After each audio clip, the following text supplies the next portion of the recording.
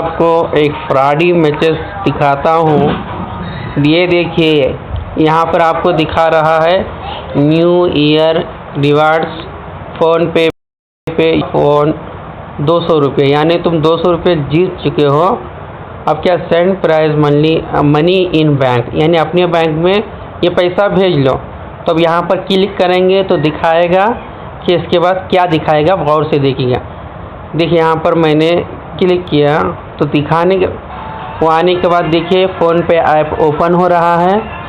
जैसे ओपन होएगा तो आप देखिए मैसेज क्या दिखाएगा। ये देखिए रुकमनी है और 200 रुपया है, और यहाँ पे 200 रुपये इंटर के बाद लिखा है सेंड, यानी कि अब यहाँ पर 200 रुपया सेंड करके लिखेंगे तो उसके बाद में आपको बताएगा आपका नंबर, पिन नंबर डालिए। जब जैसे आप पिन नंबर डालेंगे तो 200 रुपया आपके बैंक से उसके बैंक में चला जाएगा। इसलिए आप तमाम हजरात से गुजारिश है, ऐसे मैसेजों पर कभी भी ध्यान मत दें और ऐसे मैसेज को क्लिक भी ना करें, ओपन भी ना करें, वरना आप नुकसान पा सकते हैं। देखिए जैसे 200 रुपया मैंने अभी जैसे सेंड दबाऊँगा तो देखिए उसके बाद क्या मैसेज दिखाएगा, गौर से देखिए।